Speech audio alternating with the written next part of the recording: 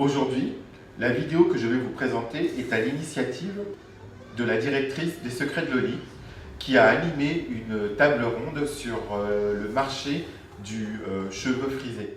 C'est une vidéo que je vais vous montrer dans sa quasi-intégralité parce que j'ai trouvé que les sujets qui étaient abordés étaient extrêmement pertinents et que c'est une personne qui a une très grande connaissance du marché et qui a su faire une présentation des enjeux économiques. Elle couvre tous les aspects, donc le cheveu frisé et crépus de ce marché.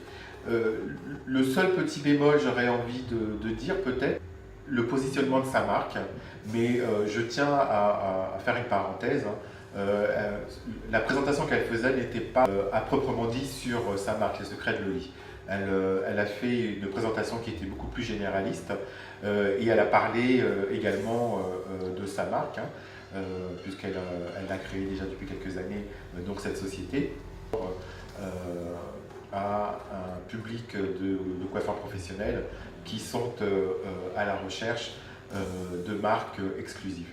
Donc voilà, c'est la seule petite aparté que j'aurais envie de faire par rapport à cette présentation, mais qui ne remet en rien par rapport, encore une fois, à l'excellente présentation qui a été faite. C'est une personne qui maîtrise vraiment bien son sujet et vous allez pouvoir l'écouter et voir. C'est très enrichissant et très intéressant. Soins personnalisés pour la cliente.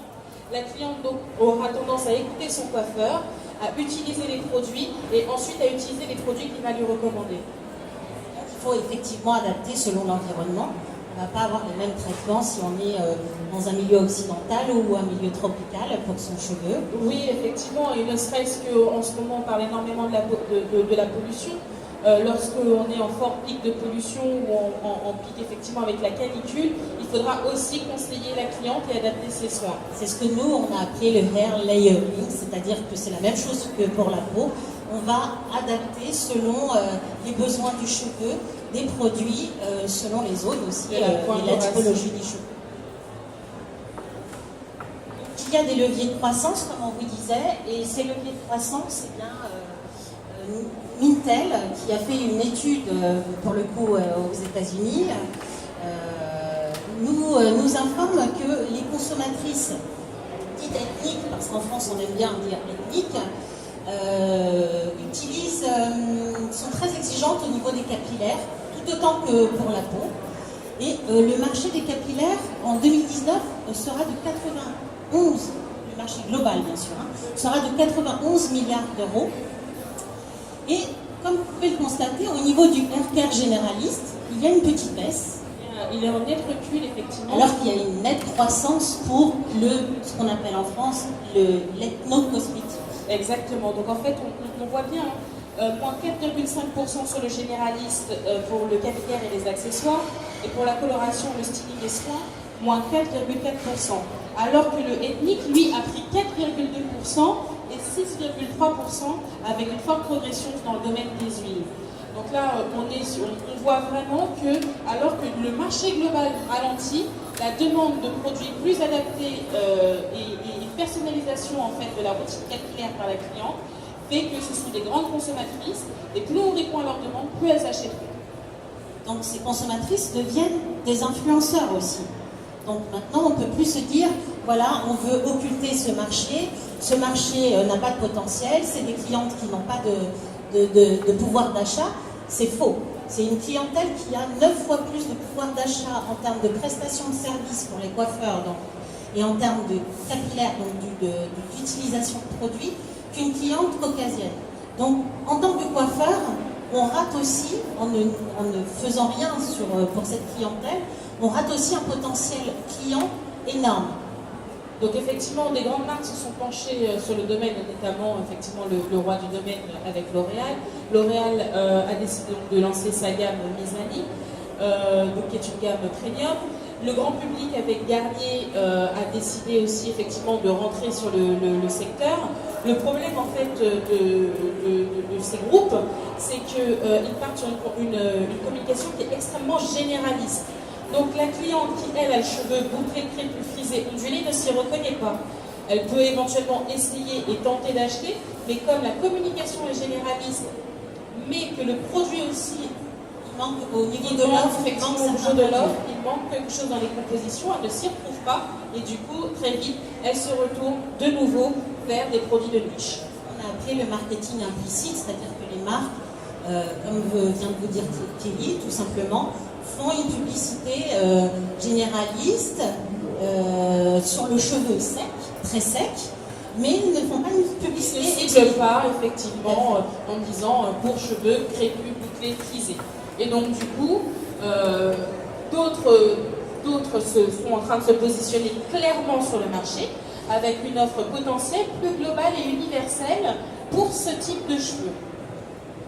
Donc là, en fait, donc il y a des soins, et là, on parle d'ethnobotanique, c'est-à-dire de chimie verte, pour toutes celles qui désirent consommer plus sain et aussi vraiment avoir un rapport avec les ingrédients et bénéficier de tous les apports de la nature, les bénéfices de la nature. Oui, tout à fait, parce que ce sont des consommatrices qui aiment ce type de produit, parce que tout simplement, elles mixent des produits, on va dire, contemporains, modernes, avec des rituels de beauté de leurs parents. Venus d'ailleurs. Donc, on va être en fait effectivement sur la recherche de produits sur mesure, d'où l'explosion par exemple d'un géant comme Aromazone qui fait plus de 45 millions d'euros par an en vendant uniquement des ingrédients cosmétiques et des huiles et des beurres. Avoir des soins, des sérums très concentrés pour réparer le cheveu, pour quoi d'autre pour réparer les cheveux, pour éviter effectivement activer la pousse, accroître la pousse. Mais aussi on va segmenter un peu plus en proposant des soins adaptés pour les enfants et pour les hommes qui eux aussi sont consommateurs et n'ont pas d'offre réelle sur le marché. Ils n'en ont aucune pour l'instant. Donc, vous voyez, en termes de levier de croissance, que ce soit pour les coiffeurs ou pour les fabricants, il y a quand même des choses très intéressantes sur ce créneau. Donc on a aussi des nouvelles tendances, comme on vous disait tout à l'heure, il y a des nouvelles tendances qui arrivent avec le self-made, le hair food et le hair tips, c'est-à-dire des produits qui allient, qui sont traitants mais qui allient la cosmétique plus limite médicale avec pour le capillaire. Alors là, les réunions marketing ont très bien fonctionné chez Garnier. Garnier donc, a été très offensif en la fin d'année 2017 en lançant trois produits qu'ils ont appelés les Air Food avec une origine plus ou moins naturelle en mettant en avant en fait un produit naturel, une huile. Donc, nous avons macadamia, nous avons grenade, il me semble, et banane. Donc ce sont effectivement des produits utilisés par les femmes aux cheveux crépus, bouclés, frisés énormément dans leurs soins, mais en ouvrant à 98% d'origine naturelle, donc vraiment dans l'air du temps, et en ouvrant leur communication avec des grosses campagnes publicitaires, ils ont montré dans leur campagne différentes femmes, alors des blonds, des cheveux bouclés ou des cheveux frisés, mais toujours en partant sur la base de vous avez le cheveu extra sec, nous allons le nourrir, et donc ce n'était pas non plus très explicite pour les femmes à cheveux crépus, bouclés, frisés, ondulés. Donc il y a un grand boom forcément, c'est le self-made. Voilà, donc le self-made, les clientes en fait veulent fuir les produits industriels parce qu'elles ont une perte de confiance. Et d'où effectivement en généraliste, en capillaire, une chute aussi des ventes, puisque lorsqu'on leur vend un produit depuis des années, on leur dit le produit est à l'argan, le produit est à l'olive et que finalement il n'y a quasiment pas de pourcentage, c'est uniquement sur l'étiquette quasiment, elles se sont redirigées vers le self-made. Donc dans le self-made, nous avons des gros effectivement acteurs comme Aromazone qui est en train de se développer, ce concept dans toute la France, dans des villes cibles. On a des marques comme les Secrets de Loli qui vont donner une offre plurielle pour une clientèle plurielle. Mais là, on parle plus du cheveu, donc ça reste une marque cosmopolite. On parle du cheveu, de l'ondulé, bouclé, frisé, crépus, qui est sec, très sec aussi. Mais on parle d'abord de sa texture. Donc on parle du cheveu texturé avec les secrets de l'Oli. Alors, oui, je tiens à préciser que pendant longtemps, on est rentré dans un mode de surconsommation.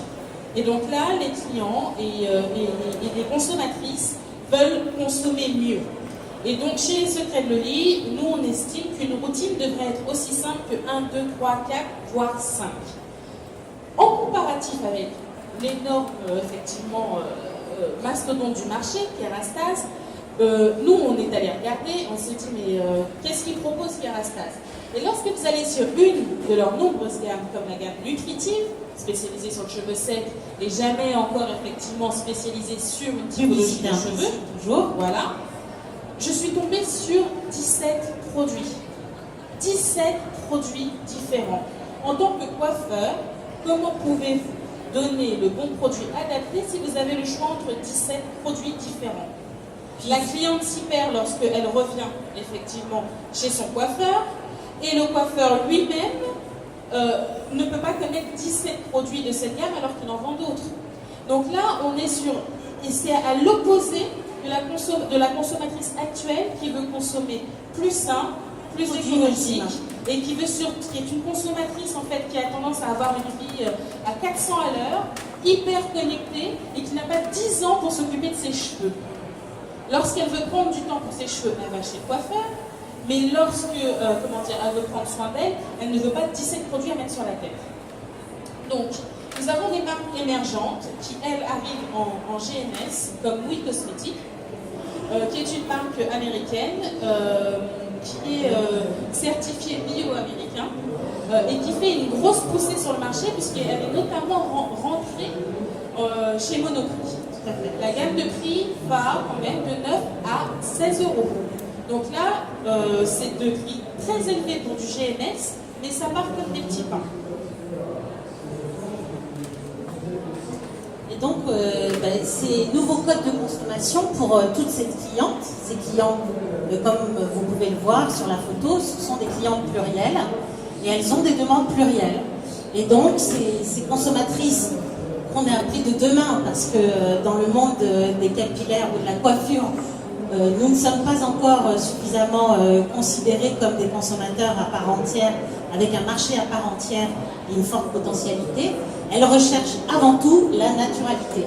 En fait, les deux mots-clés à retenir sur toute cette conférence, effectivement, c'est naturalité et personnalisation. C'est-à-dire adapter en fait la routine à la cliente et à son type de cheveux. Et surtout répondre à son besoin de naturalité et d'une consommation plus saine et plus adaptée à elle et à l'environnement.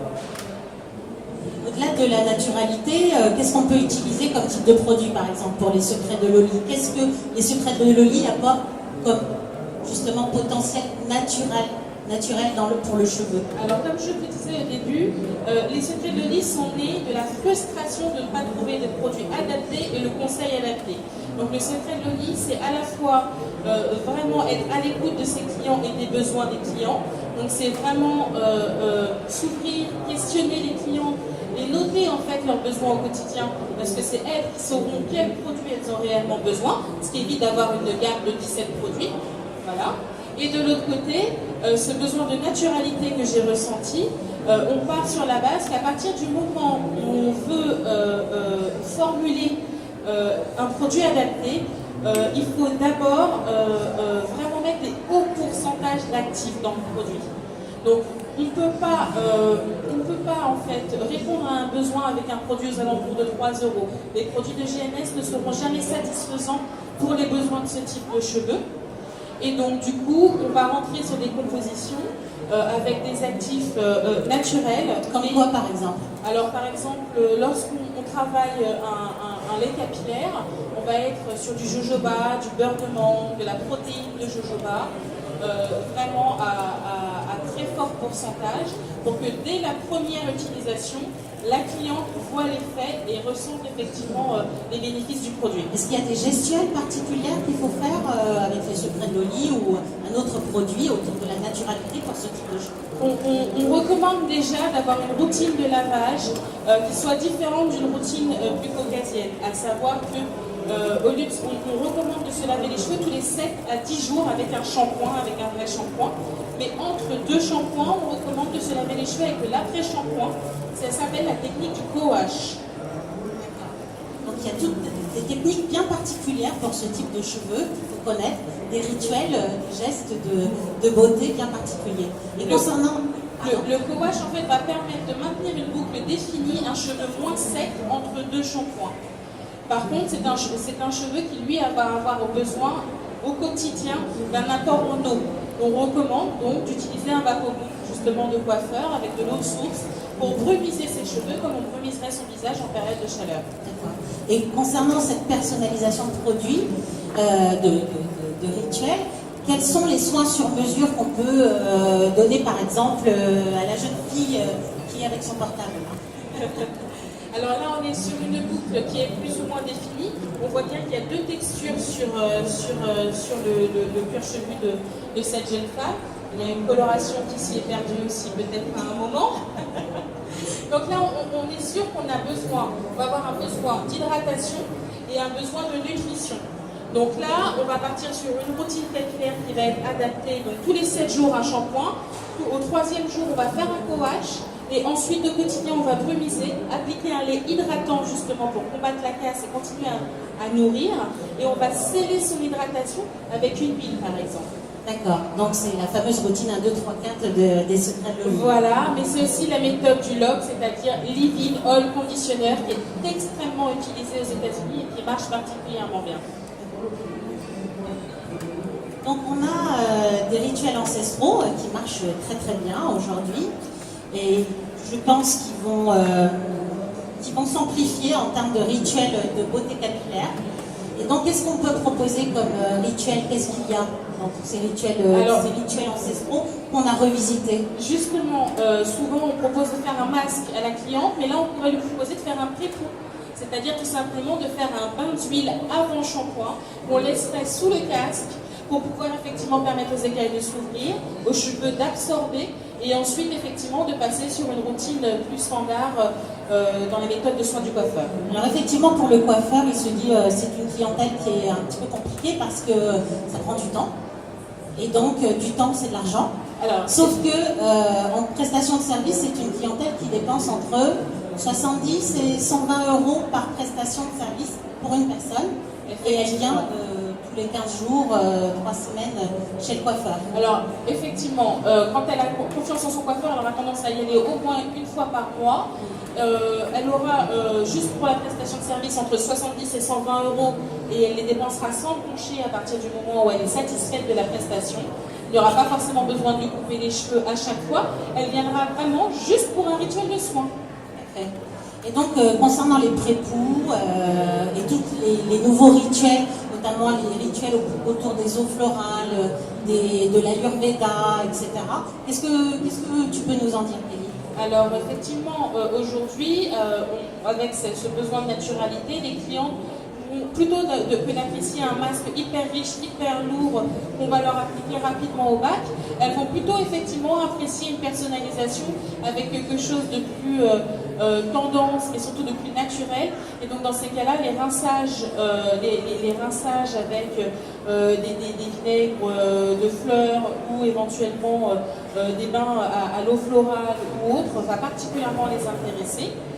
Tout comme certaines méthodes de coiffage, on va leur recommander en fait pour pérenniser le soin et surtout la façon dont on les a coiffés en sortant pour maintenir en fait une boucle pendant plusieurs jours qui aurait du peps.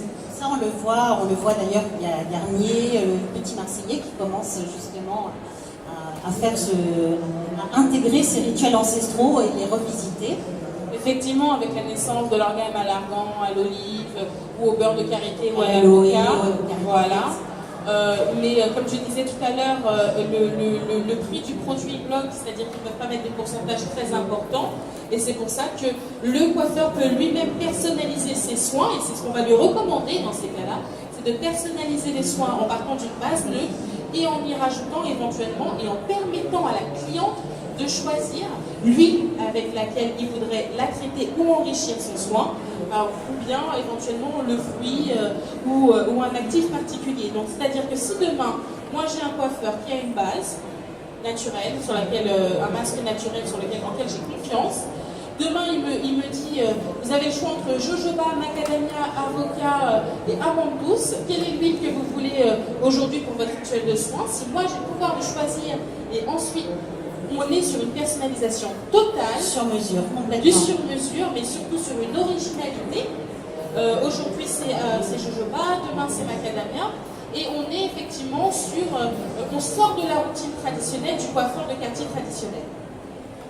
Et donc pour cela, ils se sont inspirés beaucoup de rituels venus à travers le monde. On vous en a cité quelques-uns, mais voilà. Il y en a beaucoup d'autres. Hein.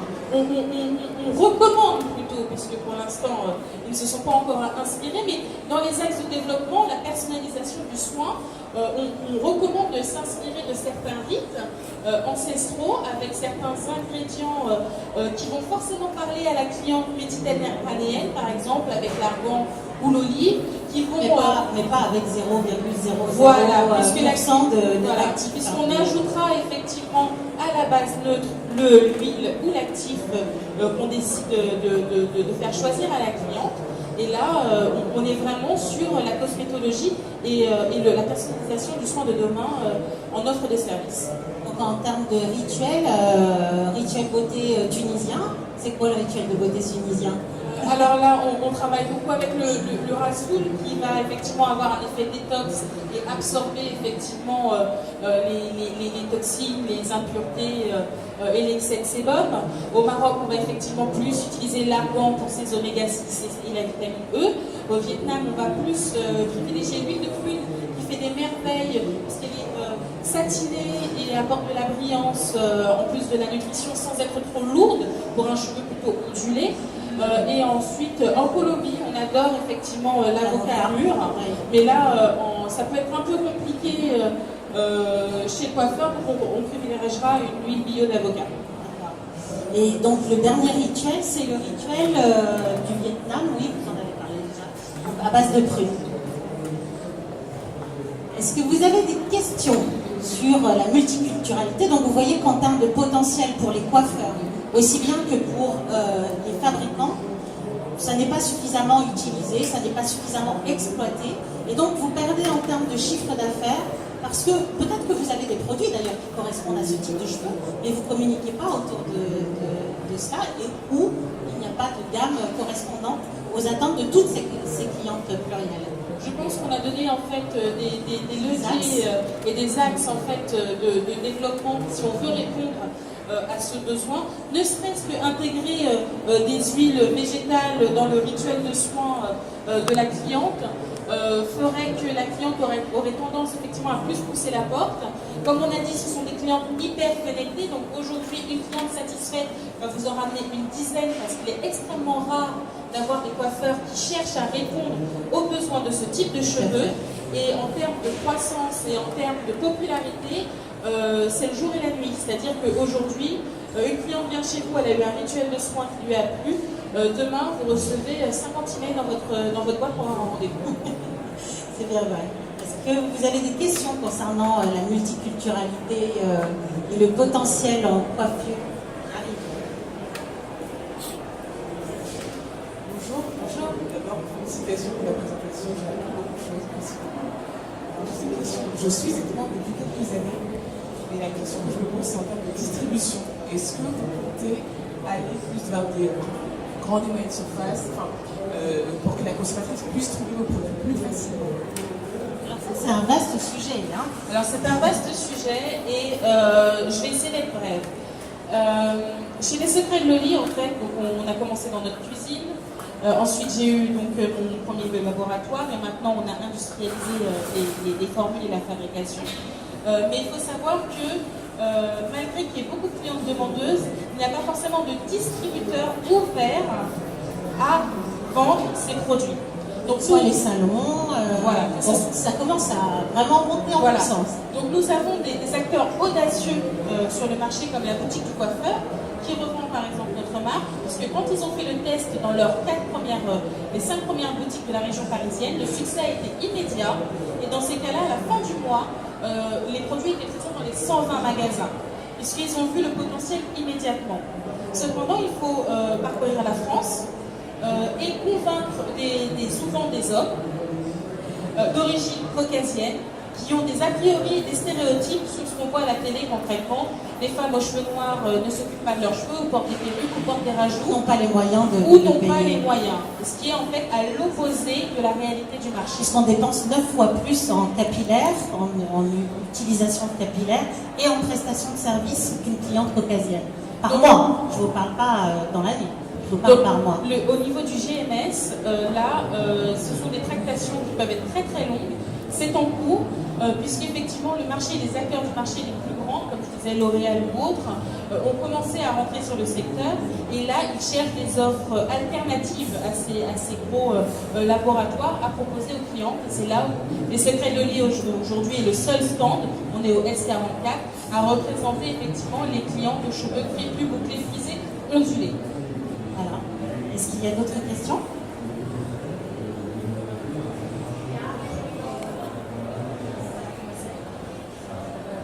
Pour répondre à la demoiselle, personnellement, ça c'est une coiffure. Et j'ai arrêté de travailler avec les 4 fantastiques. Et si je suis à la recherche de nouvelles gammes, c'est une gamme justement où il y aurait que des professionnels à pouvoir la proposer. Si ma cliente peut acheter les produits que je lui conseille en grande surface, je ne travaillerai pas avec elle. Parce que du coup, pendant que je suis en train de lui donner le conseil, mais les caucasiens font pareil. Pendant que je suis en train de lui donner le conseil, elle sur son portable, elle cherche, et elle dit « Oh, je l'ai trouvé à Internet moins cher ». Donc du coup, j'ai perdu mon temps à lui donner le conseil. Par contre, je ne lui donne pas le produit puisqu'elle le cherche ailleurs. Exactement, ça fait partie des axes de réflexion de marque de niche, puisque avoir une marque, en fait une gamme grand public, et avoir une gamme professionnelle semble être un acte de développement pour aider. Alors effectivement, le coiffeur apprécie d'avoir ses propres produits, mais derrière la cliente, elle va venir aussi pour le conseil et pour avoir technicité. Donc si vous avez une offre de prestation qui est adaptée, elle reviendra pour le soin. Effectivement, la vente additionnelle risque de pêcher. Donc c'est un des axes de réflexion que les marques de niche commencent à travailler et à voir si elles ont le budget pour pouvoir faire de gamme. Mais c'est en cours. Autre question ? Bonjour, je suis Taj, un acteur important dans la profession, en tous les cas en ce qui concerne les cheveux frisés. Madame vient de couvrir le sujet que j'allais, et la question que j'allais vous poser. On est Mondial Coiffure Beauté, c'est un salon qui est professionnel et qui est essentiellement ouvert à la profession coiffure. Et donc c'est vrai que les marques qui sont présentes ici sont des marques qui sont essentiellement destinées à l'univers du salon de coiffure. Donc ma question justement, mais vous avez déjà commencé à y répondre en partie, était de connaître quel était le positionnement du Secret de Loli, à savoir que je pense que les coiffeurs vont voir d'un très mauvais œil une marque pour l'instant qui n'est pas spécialement ciblée coiffeur. Ils vont avoir beaucoup de difficultés parce qu'effectivement aujourd'hui la coiffure est en souffrance et les coiffeurs vont faire face à une compétition acharnée avec les réseaux de distribution parallèles.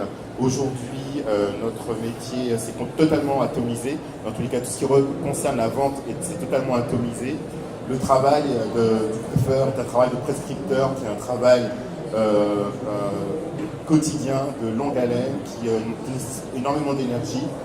Et tout ce travail n'est pas récompensé parce qu'aujourd'hui, la cliente va venir dans le salon, va bénéficier des conseils que vont donner le coiffeur et ensuite va pouvoir aller sur une multitude de réseaux aujourd'hui pour pouvoir acheter ses produits.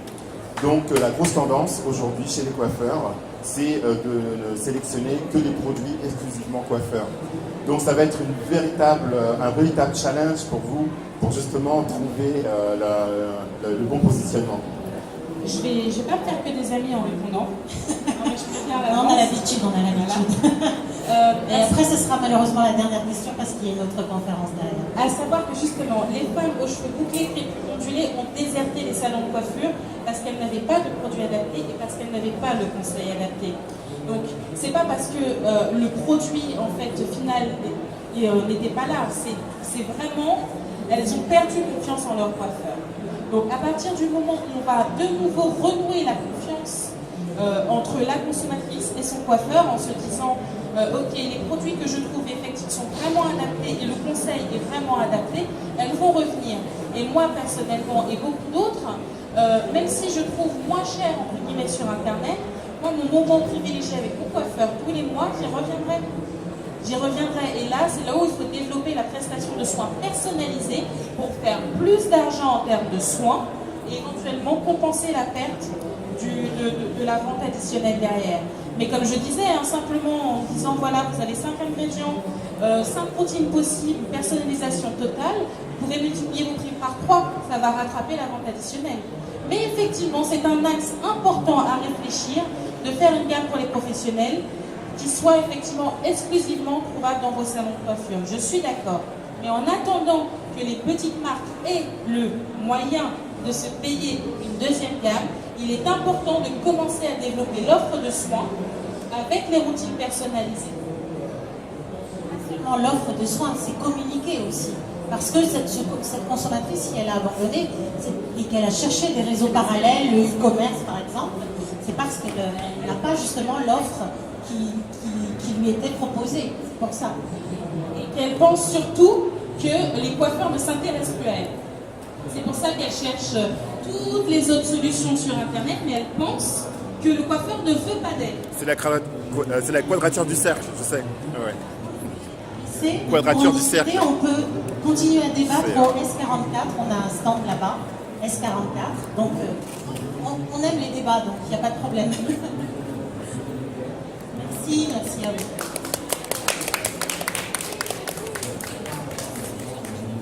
Voilà. Alors encore une fois, si cette vidéo vous plaît, si elle vous interpelle, vous connaissez déjà, vous n'hésitez pas à laisser des commentaires en bas. Je le répète sur toutes mes vidéos, je sais que les gens ont un peu de mal à prendre la parole, mais véritablement c'est l'objet d'HTV. C'est une chaîne sur YouTube qui est faite pour ça, créer une plateforme pour donner la parole aux coiffeurs, donc n'hésitez pas, prenez-la. Donc si vous avez des remarques, elles sont très intéressantes à partager avec tout le reste de notre petite communauté et éventuellement faire remonter les remarques jusqu'aux intéressés si besoin est. Et encore une fois, n'hésitez pas à partager ces vidéos. Pour rester informé, le meilleur moyen c'est de vous abonner, comme ça toutes les fois où des vidéos sont mises en ligne, vous serez prévenus. Puis soyez de plus en plus nombreux à donc vous intéresser à notre jolie profession. Je m'arrête pour aujourd'hui, je vous souhaite plein de bonnes choses et j'espère vous retrouver très bientôt. Au revoir.